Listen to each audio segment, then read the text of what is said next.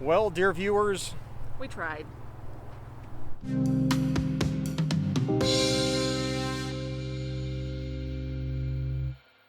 Well, that was us a couple of months ago at this point, leaving Harper Acura with a refund for our deposit on an NSX Type S. Now, just to be clear, this is not a sour grapes video. Realistically, we know a lot of really cool people that are enthusiasts about the NSX and owners that did get an allocation. Some haven't taken delivery, so we're not going to out them here. You're welcome. But we can't speak highly enough about how great it was to work with Harper Acura, though. Unfortunately, we were one of the unlucky 197 or so orders that were placed for an NSX Type S that did not get an allocation. Yeah, so this is not the video that we wanted to make, but we thought it might be entertaining to kind of go through where we failed and, the process along the way. So all of this happened, of course, in the framework of the Acura allocation process for the NSX Type S. So let's lay that out real quick, at least for context. Unveiled late last summer, the order books for the NSX Type S opened on August 13th, 2021 at 9 a.m. PST. Production was limited to 350 units globally, with 300 of those allotted to the US market.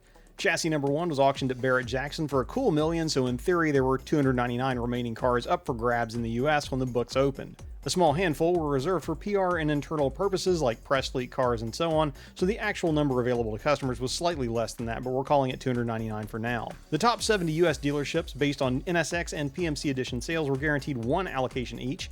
The top 30 of those were guaranteed 1 additional allocation each, for a total of 2 for those dealerships. If you're doing the math, we're up to roughly 100 cars at this point.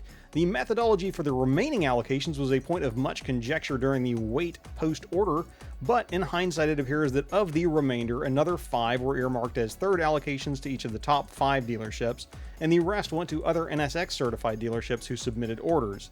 So ranks 71 down to 267 or thereabouts, depending on how many Acura held back for internal purposes. If things went well and you got picked, the process flow went something like this. Your initial build spec and deposit were taken by the dealership. Your build and deposit were then confirmed by an NSX-Specific concierge team. The production slot was assigned and confirmed. That was kind of the important step if you were waiting. Your options were then reconfirmed before the car's build started. The VIN was assigned, the car would be built, and the delivery would be scheduled. It all started, though, with submitting an order and a deposit and being in a top position with the right dealership. Well, you guys were literally at Monterey, at the unveiling. How did you mess this up? Well, good question, Liz. Being there might have actually been part of the problem because we were out late at that event, and then the order books opened the next morning when we were also time asynchronous from our local dealership in Pacific versus Eastern time. Yeah. So I'm not sure we would do anything. I'm not sure we would do anything different because it was an amazing experience. Yeah. When we did call them, we called Harper somewhere, I don't know, between California and Arizona, and Jared got on it right away. But what we found out was the bad news that we were second in line. Yeah, the first person in front of us was a local gentleman who'd also bought his NC1 from Harper. So we're, again, that just is what it is, and I think he ordered the same color spec that we did, even. So I don't know. Maybe there's so if he doesn't want his, prospects in a couple of years. But yeah, we felt at the time like we still probably had our foot in the door early enough, given there were 300 cars available. And I think, if I understand correctly, they may have only sold half that number in 2020, the previous year. But really, in hindsight, though, if we would have known the rules of the game we were playing, when we found out that we were second in line, we probably would have just stopped at some random dealership in Arizona or just started making calls to any dealership between Albuquerque and Knoxville to see who would sell us one near MSRP that didn't already have an order on the books. Have our card ready for a deposit. That said, I do just want to reiterate that our experience attempting to work towards a Type S with Harper was stellar. The communication was great. Both Jared and Joe were, awesome. But in this case, it just wasn't the way to quote-unquote win the game, which really is kind of unfortunate given the rapport we have with Harper. We're probably the first-gen NSX customer of the decade in their parts department. It would have seemed a little bit silly just to have to buy a car from somebody else just because of the way the allocation process worked. But that is what it is. Yep. So you might be thinking, well, if you guys wanted an NSX Type S, gee guys, they teased it and there were rumors about it for months. Why didn't you just go ahead and put your name on a list? Another very good question. And I don't want people to get the wrong idea. The small end of car YouTube is not a lucrative one. What?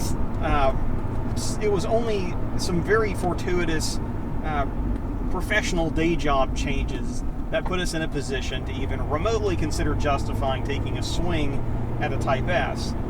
In fact, we'd had the NC1 on our radar, but we had had it on our radar for quite some time, because really we had been talking to Acura and some other people to find out what all was left.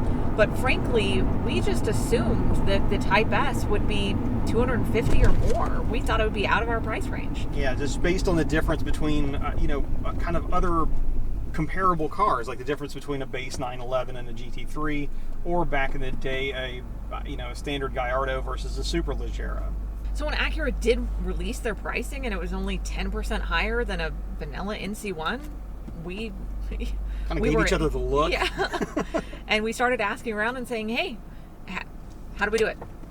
Yeah, and the answer at the time was, we'll talk to your dealership. So we did. And really, that's back to the beginning of the story. So the other question that I'm sure is out there is, well, are we still interested in an NC1 or a Type S if it was in the cards?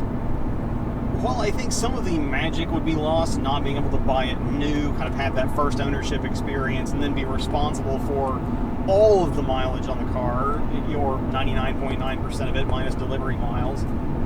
I think the short answer is still yes.